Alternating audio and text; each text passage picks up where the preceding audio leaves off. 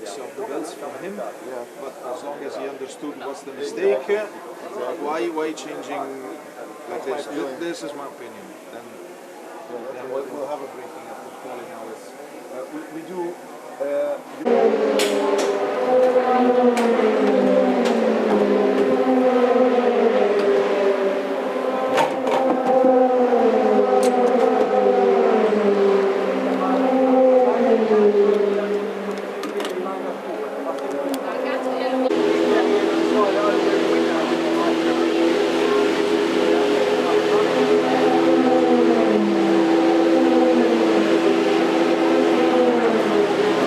Spielberg in Austria. Many of the teams that take part in the ELMS, of course, headed to Le Mans as well for effectively a non-championship ELMS race, but a great opportunity for those teams to launch their way around the 8.5-mile Le Mans circuit. But we're back to the bread and butter season now, having travelled to the Styrian Mountains in Austria, and now to, well, obviously a readjustment to the schedule. Silverstone most recently has been the start of the ELMS season, but from 2018 and possibly beyond, it falls to the fourth race of the year. My name's Johnny Palmer, and joined as always from dailysportscar.com by Graham Goodwin. And this qualifying session split into 3 different segments, each of 10 minutes. And the first segment is for GTE cars, of which 7 are currently circulating around this 5.9-kilometre circuit. Graham. Absolutely. Good morning, good afternoon, everybody. And yes, 7 cars out there on track at the moment. The last 2 of those, the number 66 JMW Motorsport car and the number 77 Proton Porsche, just on their outlap right now as the cars get up to speed. Quick fire qualifying, of course, just 10 minutes to put in that lap time, and mixed bag of Porsche and Ferrari machinery of the current generation, Ferrari 488 GTE, the twin turbocharged V8 aboard that car, and the normally aspirated, screaming mid-engine 6-cylinder flat sixes for the 911 RSRs. One additional car this weekend, that is the Gulf Racing UK team. They're doing double duty between the European Le Mans Series and the FI World Endurance Championship with 2 identical, beautiful Gulf liveried Porsches. The number 86 car here, brand new, has not been raced before. One of 2 cars we can actually apply that measure to. The other one being the number 80 EB Motors car, because this is the debut for EB Motors with their brand new Porsche 911 RSR, the first of the 2018 customer batch. Until this point, they've been effectively using a loaner, Johnny. It's kind of, it's Avis's best from Proton competition. But the number 80 car from the LMS now becomes permanently the number 88 car in the WEC, and we've got a solid 7, and we'll see 6 of those for the remaining rounds of the season. We may see the Gulf car again, possibly in Portimao for the season finale. A ballpark figure for the sort of lap times we're expecting, well, the reference point is last year, really, and remember that was the start of 2017. A 158.2 Nicky team managed in, at the time, the TF Sport car, the number 90 Aston Martin, and Matt Griffin managed a time in the Ferrari 488 of 159.7. So maybe a low 158. We're not very far off that already. Straight in there with Giorgio Roda. 158.764, and Ben Barker 158.971 in the 88 Proton competition, the 86 Gulf Racing Porsches respectively. Since then though, Johnny, we've had this place completely resurfaced, haven't we? Yes, we have, although many of the drivers racing this weekend and practicing and qualifying to this point have said that there's still the bumps there. Yep. The bumps that are so reminiscent with Silverstone. I don't think the hot weather, and strangely enough, we have had hot weather in the UK lots of it for about 5 weeks solid, and when you resurface a track and then blast it with heat, I think you're naturally going to get these micro ripples that occur naturally. That's brilliantly explained, because you're right, some of the bigger bumps have gone, the smaller bumps, and they tend to be in a rather unfortunate area, in the braking area, before some of these really technical turns. More of an issue, I'm being told, for the prototype drivers, particularly the LMP2 cars, but the GT drivers most certainly will feel this, and whether or not that will contribute towards the inevitable niggles, errors, etc. you see from particularly the non-pro drivers when we get into the race tomorrow, later today, 4 hours, of course, due with these cars later today, remains to be seen. But Silverstone always has been a challenge for race drivers. There's an additional couple of challenges with that new surface that possibly the guys weren't expecting. New fastest time, meanwhile, as it's now a Porsche 123, Dennis Olsen in the number 77 Proton car makes it a Proton 1-2 with a 1:58.704, just 60 thousandths of a second, 600ths of a second, if you like, quicker than teammate Matteo Caroli, who is going quicker on this lap. Momentarily, there is concern for Matt Griffin's Spirit of Race car displayed on our timing screen has stopped somewhere, although I can't see... That's disappeared again now. Fine. I think it's a glitch. We have to be aware of those. And we do sometimes get this because, of course, these cars are housed in what is known as the Heritage paddock and pit lane, and they will start at the wing end of the circuit. So we're in that strange scenario where the cars will go into their dummy grid a little bit later on, effectively halfway around the lap. Absolutely. And that's where they'll make their pit stop as well. And it does tend to send the timing systems a little bit up the spout, but only briefly, and then we make sense of it all. Watching Miguel Molina at the moment. His last lap is under investigation, most likely for track limits. That's the usual form. But JMW looking on home ground to make up for lost time after that dreadful bit of luck with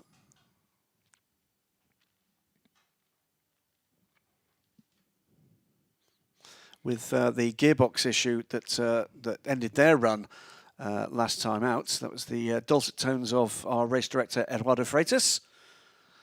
Tim Sugden looking on and is firmly part of the scenery at JMW Motorsport, the ex-British touring car driver and successful sports car driver as well in his time.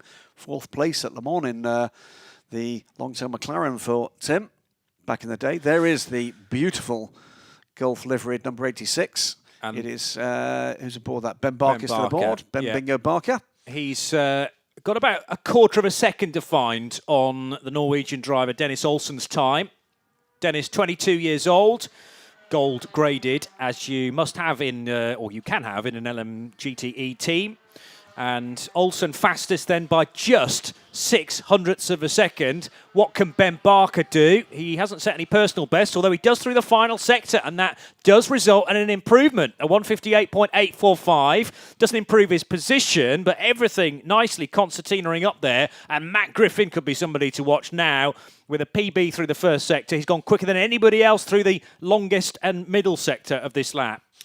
So far against the effort last time around from Ben Barker. He's about 3/10 up on that time. I think Matt Griffin is going to go to the top here. Dennis Olsen also going very quickly, but he's pitted that car. But next man through is going to be the Irishman, Matteo Griffoni, the hugely experienced GT driver. Will cross the line and goes to the top with a 1:58.561, Matt Griffin. One of 13 drivers in this field doing double duty with the WEC, and this, astoundingly, is the 6th consecutive year that Matt's done that. Wow. Racing in both the European Le Mans Series and the FI WEC.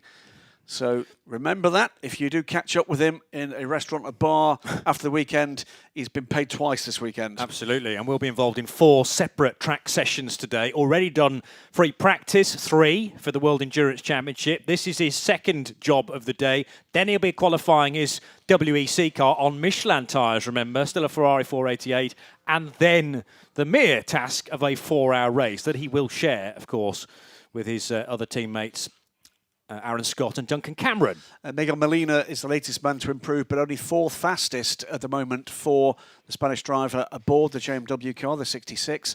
Top 4 separated by just a smidge over a quarter of a second. Top 2, as Johnny just says, both now, by the way, on pit lane as we're almost at the end of this session, separated by just 600ths. Is there anything left here for anybody else? Is Molina going to have another crack at this? 0.268 of a second is the gap. Also out at the moment, Andrea Bertolini props up the field at the moment. This will be his final opportunity, I think. He's not going to get round to start another flying lap, so it's going to be this or nothing for the amiable Italian aboard the number 83, unmistakably chrome green car. It's going to be an improvement for the car. Yeah. Is it going to I don't think he's going to be improving from 7th, though, at the moment. Well, purely through the first sector, he's 4/10 off Dennis Olsen's effort.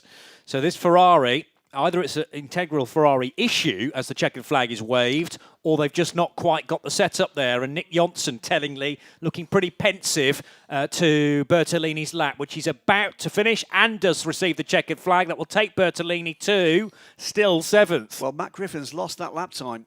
Matt Griffin has lost the lap time that set a provisional pole position. That, I'm sure we will be told.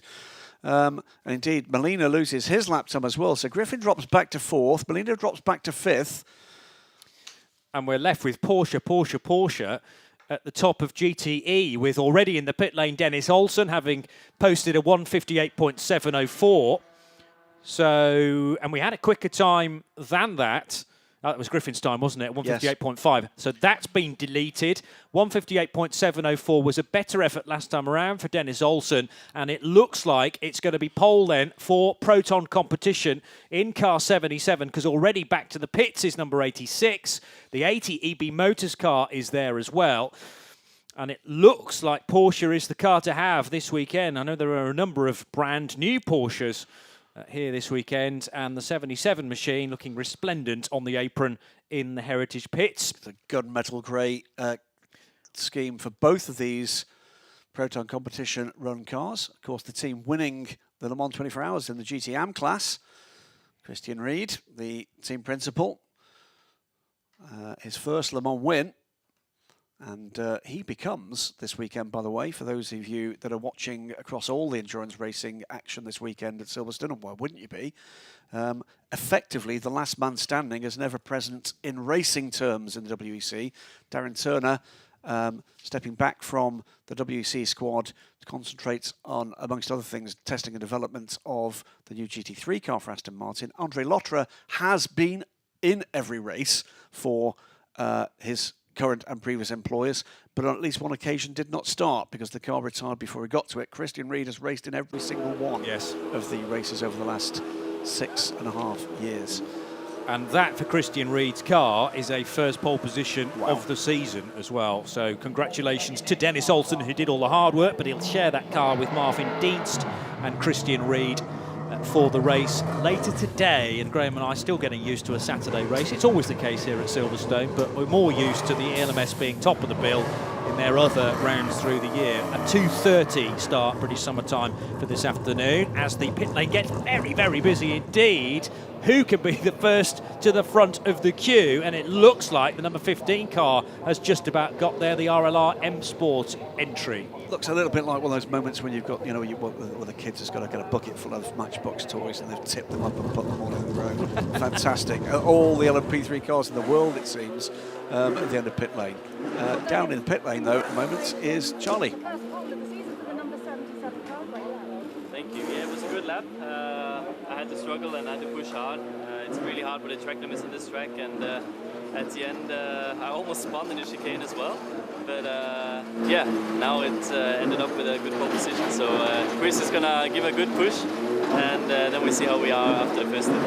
Thank you. Thanks. Charlie George with Dennis Olsen, the man that gets the quickest time. We didn't quite get to the pace offered last year by the Aston Martin, about half a second off that, but these new Porsches are lightning fast. Aren't they just? And we'll lock out the top 3 positions. Proton competition from the championship leader, the 88 car of the 2 Roders, father and son, Giorgio and Gianluca, and Matteo Cairoli, who set the time, and he was only 0.06 of a second off. The Gulf Racing UK car, driven by Ben Barker, will start from 3rd place, and then the best placed Ferrari 488, the number 66 of Liam Griffin, Alex McDowell, and Miguel Molina. Closes up just, of course, by that 1 point, the championship race as well. The top 4 cars now separated by just 13 points. Proton competition stay in 4th, but close in by a point on the Spirit of Race 55 car. Things could have been a bit different there, couldn't they, if Matt Griffin had hung on to that lap. But it's looking very tight, very competitive. That is the 4th race of the season, 4th qualifying session, of course, of the season, and 4 different pole position setters so far as well, with the 88 and 77 Proton cars now having set a pole position. EB Motors at Monza set a pole position, and the sole Ferrari pole came last time out at Red Bull Ring. Yes, it did. So there's been a real nice mixture of pole sitters when you consider it's a 7-car class. Could we get all different pole position setters, I wonder, for the remaining races? Still Spa to come next month. Absolutely. And the season ends in Portugal at Portimao for the second year. So we've had a bit of a shake-up with one or two of the teams in what is an 18-car LMP2 class. The D-Car engineering crew not here this weekend, but we do have an additional car, the Team Virage team, that did handle a one-off race for Racing Team Poland at Monza, but they're back in their own colours, and very pretty colours there are too. The odd nip and tuck in terms of the driver squads as well, but we've already seen, Johnny Palmer, some real stars emerging, some new stars emerging in LMP3, the likes of Hervé van Uitert, showing really well, and Colin Noble, fantastic drive last time out. Lots of names, I think we're going to be saying an awful lot if you and I manage to lock our way into a continued career in endurance racing. Well, that's against the odds, but we'll wait to see, eh? Yeah, but the car that is front of the queue, championship leader at the moment by 4.5 points. Very, very tight margins. But the 15 RLR M Sport car has won on 2 occasions at Paul Ricard and at Red Bull Ring in Spielberg. So that's the combination that have done so well to get to the front of the queue. And that track position could prove crucial in just a 10-minute session. It's John Farana, the Canadian, Jock van Uitert, who could be a real star of the future, already a star, arguably in LMP3, and Rob Garofal, after a period of time out of this championship, has returned. Well, it's a mark, really, of the way this marketplace works. We mentioned Jock van Uitert. He has been a standout talent. Young Dutch driver, comes out of single-seaters, first full season in sports car racing. Has been competitive in everything he's put his mind to, and I'm absolutely certain there is a less than orderly queue of LMP2 opportunities forming up for him for next season. I've already spoken to one other team manager that tested the young Dutchman in the off-season and feels as if they let that opportunity go and don't intend to make that mistake twice. He has been a standout talent, but he's not been the only one. No. So who else is out there? Sean Ray Hall, already a championship winner in United Autosports, and he is buzzing for another crack at this one. Matt Bell, always very, very committed, and he should be. Matt Bell in the number 3 United Autosports car, up there on his outlap right now. Alex Capardia, the number 7 car, shares that car with a very interesting looking squad. Colin Noble, the young 21-year-old Scot, BRDC rising star, and a new name for the ELMS, Christian Olsen. Yet another racing Dane making his way forward and making waves as well. Change in the AT Racing crew this time out. No Mikkel Jensen, Jan Clary is one of the changes here.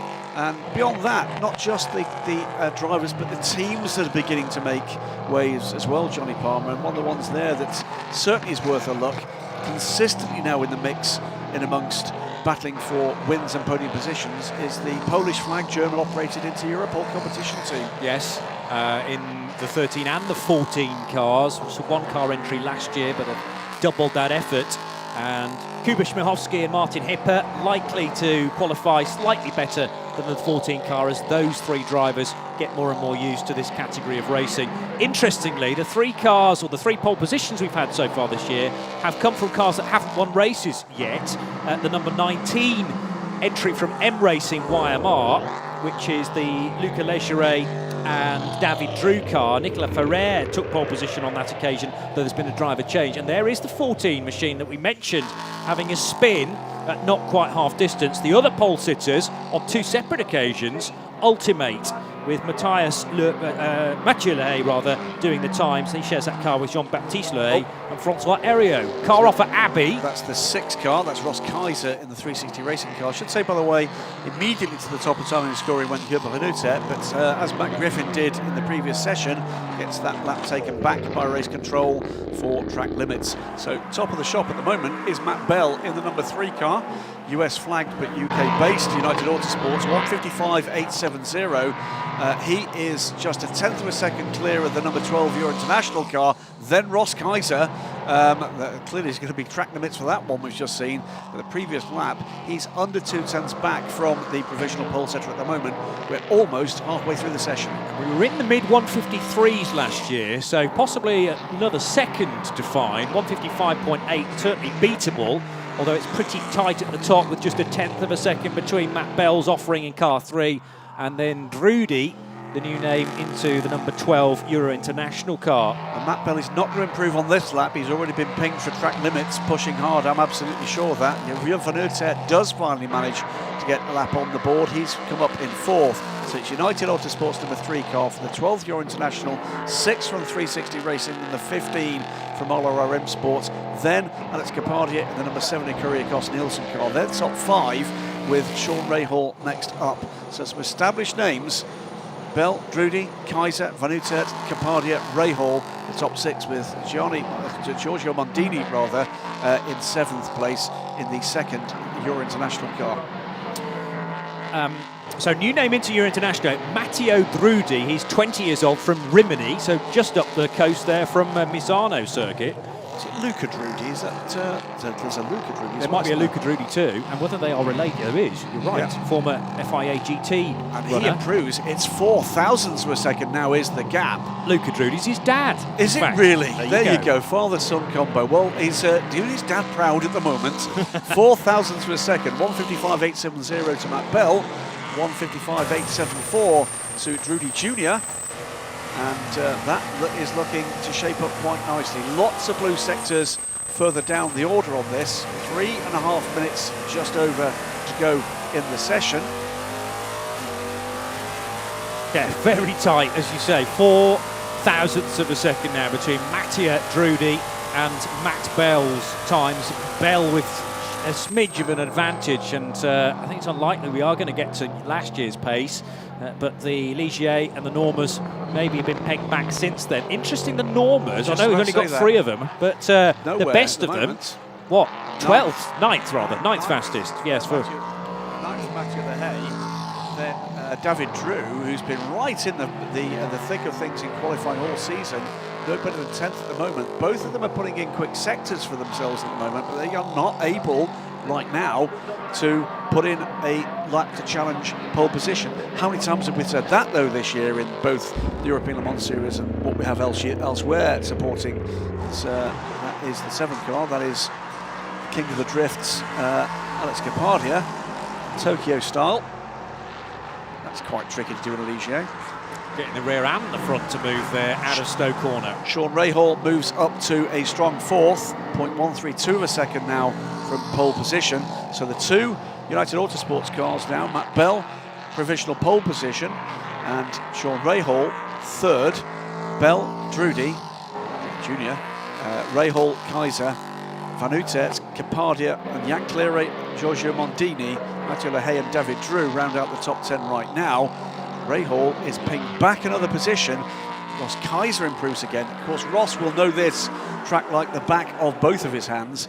The gap, by the way, from 1st to 2nd, 0.004 of a second, to 3rd, 0.050. So the top 3 separated by 0.05 of a second.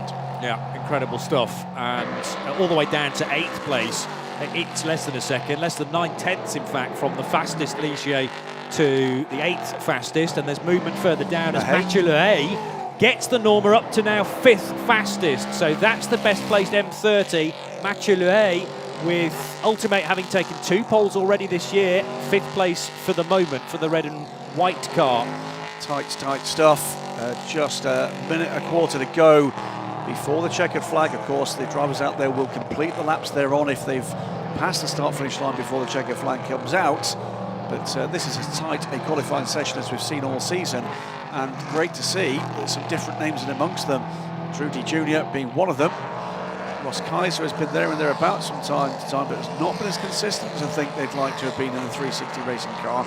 You'd expect them to be in their best form here on a track the team will know well. Let's see what Sean Rahal can do. He's up through the first and the second sectors, about to whip across the line. He takes pole by 0.2 of a second. Fantastic from the American, and it's United Autosports 1-2 then, with 35 seconds on the clock. But Ross Kaiser is due across the line any moment, surely set for improvement in car number 6-2.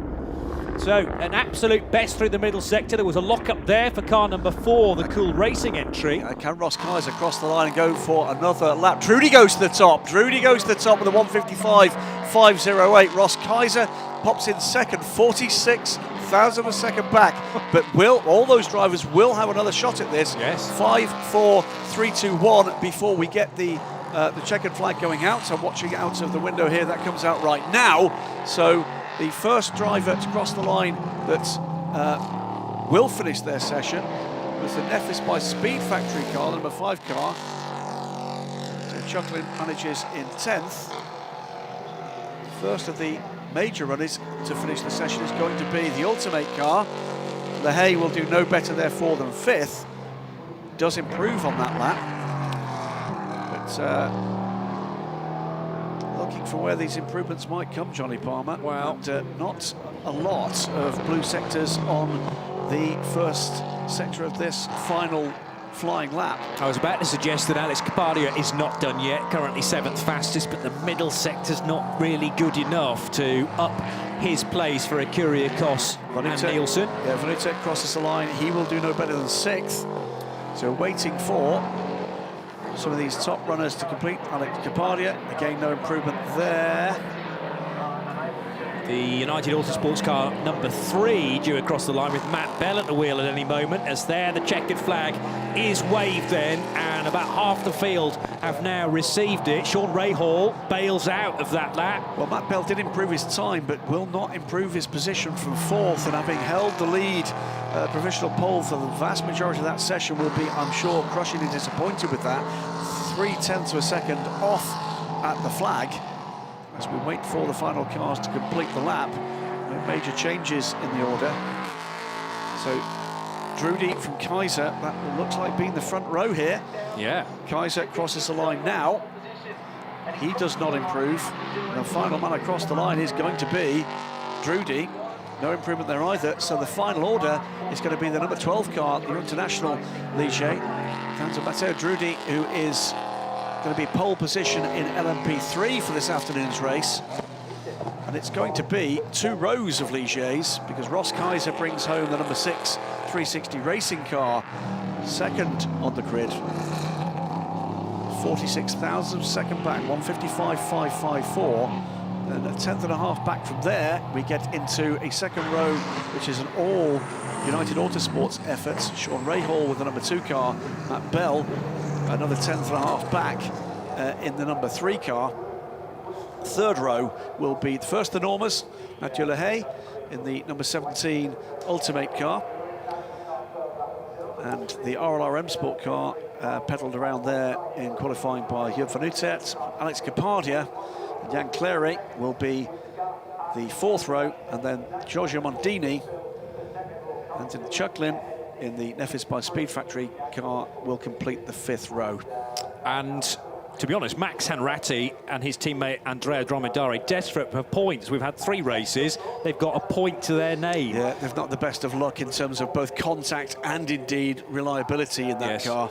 Although the sister car, you know, has won a race already, that being the Kay Van Berlo and Giorgio Mondini, just the duo in the number 11 car, whereas the sister Eurointernational machine with 3 drivers, Drudy coming in for this race to replace Canadian James Dayson, but looks to be a very decent signing there from the silver-rated driver, just 20 years old, and it's a first pole of the year for Eurointernational. So next up, indeed last up, to set the overall pole position, unless we have a massive rainstorm in the next 10 minutes, and that's looking very unlikely, just high cloud here, is going to be the LMP2 class. All of these cars, and there are no fewer than 16 of them, a fantastic grid this year in the European Le Mans Series, powered by the epic 600 horsepower, 4.2 litre normally aspirated Gibson engine, made in the UK, in Repton in Derbyshire. That now the spec engine for LMP2 cars here in the European Le Mans Series, in the FI World Endurance Championship, a further 7 of these cars here competing in that championship, and indeed for the LMP2s that run in the United States. But there is nowhere in the world that the grid, with the exception of the Le Mans 24 Hours, is bigger with these cars than the ELMS. And you're about to be treated to 10 minutes of these things being ragged within an inch of their life. And the nice thing about LMP2 in the European Le Mans Series is that we've got a greater span of manufacturers as well. 4 Ligiers in this. Dalara's, is it 3? 4 Dalaras, and then the rest being the Orica 07, which generally speaking tends to be the strongest chassis, but we have had those results where... Here, not so much. I mean, we've seen, and bear in mind that since we were here last year, there's been some subtle changes to the aerodynamics for both the Dallara and the Ligier. Pretty certain we had a Ligier win here last year.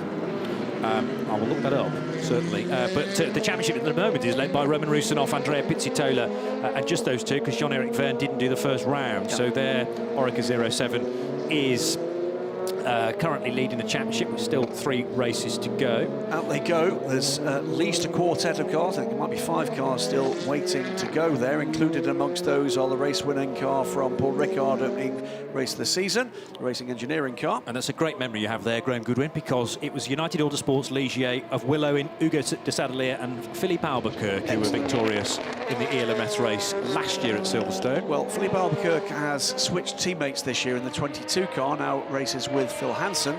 And we'll talk about that young man, I'm sure, an awful lot this afternoon in what will be another epically long, near 3-hour stint for Phil. Well, congratulations. Welcome to the ELMS. What a way to start your career with us. Yeah, I'm really, really happy.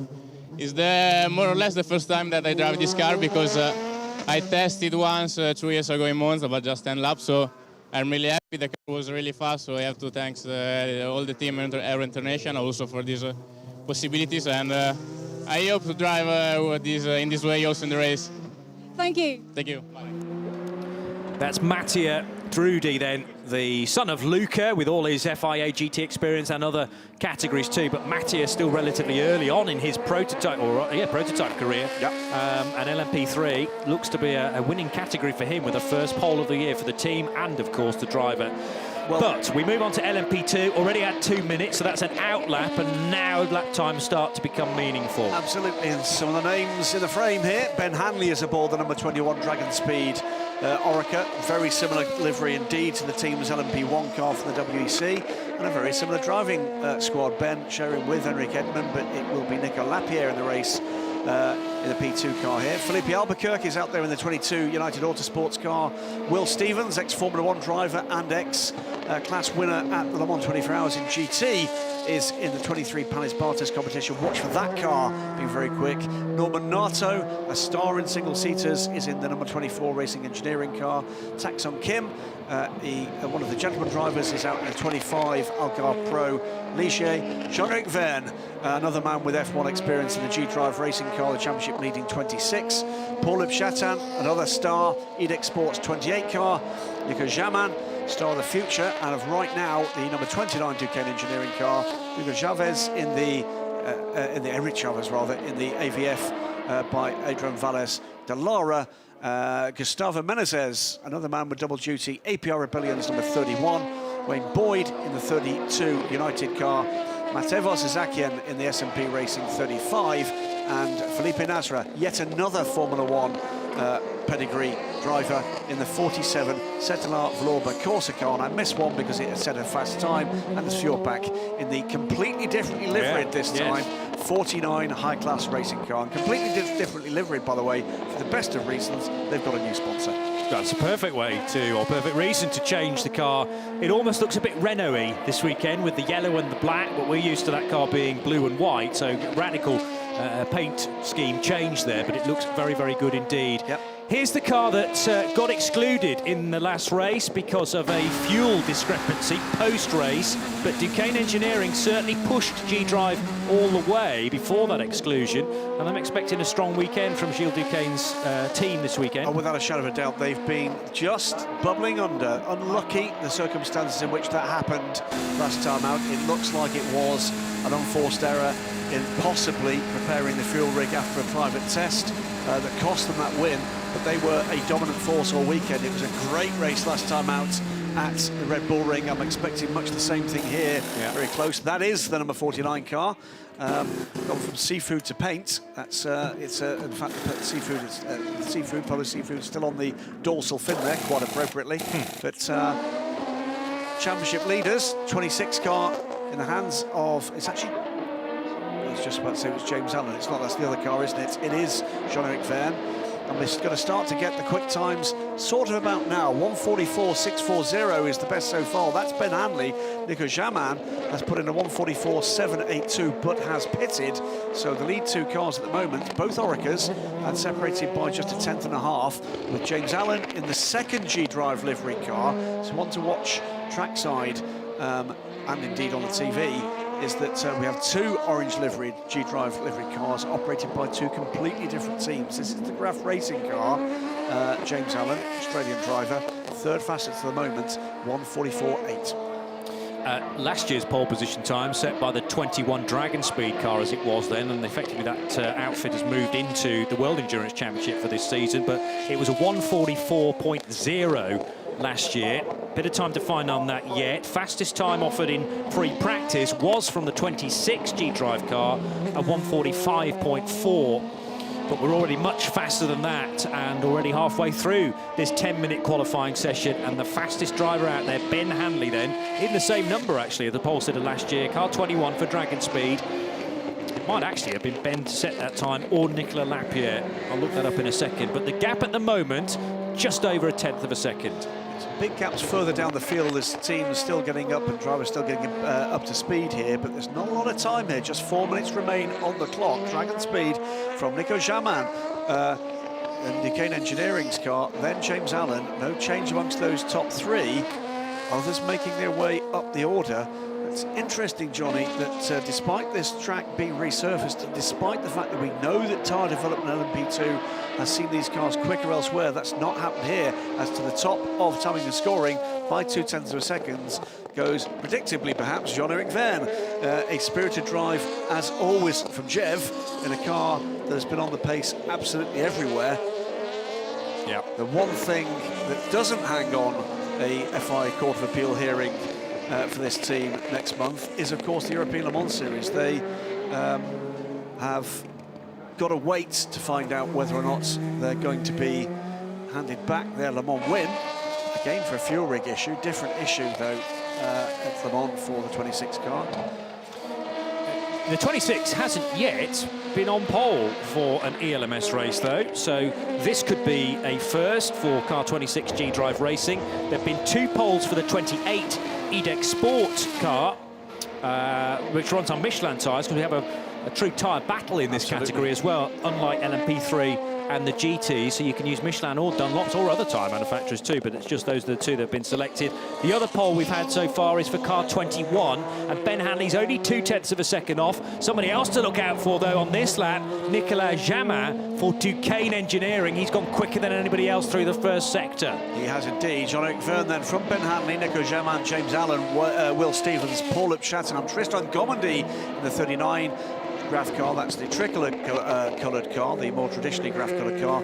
Norman Natter, Wayne Boyd and Anders Fjordbach is the top 10. And Jean-Eric Verne has brought the 26 G-Drive. Oh, big wiggle for Jamin, and that was the hot lap for car 29. That was at Maggots and Beckett's, always a hair-raising part of the lap, and I'm afraid the car stepping away from the rear there. I think he mopped up the moment very nicely indeed, did young Nicolas Jamin. It was through the second element, wasn't it, through the right-hand bit of Beckett, and he did tremendously well to scoop that up. There is a bit of circuit furniture nearby that you can easily collect, but thankfully off onto the grass, which will be rather wet after some rain on Thursday night. And now he's got to clean the tyres as quickly as possible. Only 90 seconds left. And there was another moment for the number 29 car. That's Anders Fjordbach in the 49 car. 49 car, yeah. Thank you. Still some very, very quick sectors coming through here. Will Stevens is looking like he's on an absolute flyer here. Could he be the man that could put a Ligier and a Michelin-tired car way further up the grid. I think he might well do it here. He's got 1:44.988 last time, half a second back. But purple sector this time around in sector 2, blue sector in sector 1. He's going to be through to complete this lap any moment now and goes to the top. 1:43.690. That's a much bigger, better time. 0.7 of a second quicker than Jean-Eric Vergne with 43 seconds on the clock left to go. Vergne is on pit lane. He will not be able to improve that time. What can the likes of Ben Hanley do?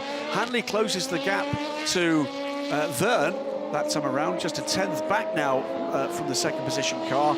With 25 seconds left on the clock, it's going to be one more lap for each of these drivers to see whether or not the time can be improved any further. At the moment, though, Will Stevens, home ground for the ex-Formula 1 racer in the Panis Barthez competition, 23 Ligier on the Michelin rubber.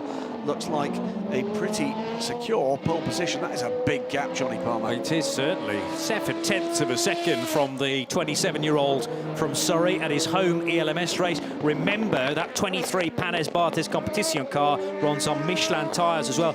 And it's a Ligier. And we know Ligiers have won here in the past. So certainly on the cusp of a first pole position for car 23 of the season, and Will says, I can do no better. Well, it was a magic lap there from the Brit, and he's parked it with the checker flag now being displayed, and half the field already in the pit lane, Graham. Ben Hanley's bailed out of this one. Nico Jamin does not look like he's going to improve. He hasn't. That, I think, is going to be it. What a magical lap that was from Will Stevens. Just came from, I wouldn't say from nowhere, but clearly just got the moment. Yeah. Had the strategist tell him he's got a clear track ahead of him and just went for it. And boy, did he pull it out the bag there. 7.736 of a second is the gap. Doesn't seem much, does it, in human terms. In racing terms, that's a lifetime. And that is clearly 0.3 of a second faster than we went in 2017. A 1:44.0 from Ben Hanley last year, April before last, that is. A 1:43.6 from Will Stevens. Jean-Eric Vergne could not reply, might not have been able to reply, frankly, in the number 26 G-Drive Oreca. So the championship leaders have to make do with a front row start, but from the outside of the front rows, they head for Abbey later on today. Ben Hanley will start at the 21 car. Well, we'll wait to see who starts the car, but he did the time at least. The Dragon Speed car position 3, and alongside it, Duquesne Engineering. Right at the end of the session, by the way, improvement from Anders Fjordbach puts the Dallara, the 49 car, 7th on the grid to be the top Dallara in the order. So top Ligier, way clear of the other runners. Wayne Boyd could do no better than 11th at the end of that session. But the Panis Barthez car with a flock of Orecas behind before we get to the 7th place high-class racing Dallara with the Racing Engineering Oreca of Norman Nato and the AVF Dallara Graf's second car with Tristan Gomedy rounding out the top 10. Stellar stuff from Panis Barthez. And Charlie George is in the Panis Barthez competition garage and raring to go to hear from Will Stevens. Will, congratulations, a great lap there, and always special to do it at home at Silverstone. Yeah, for sure.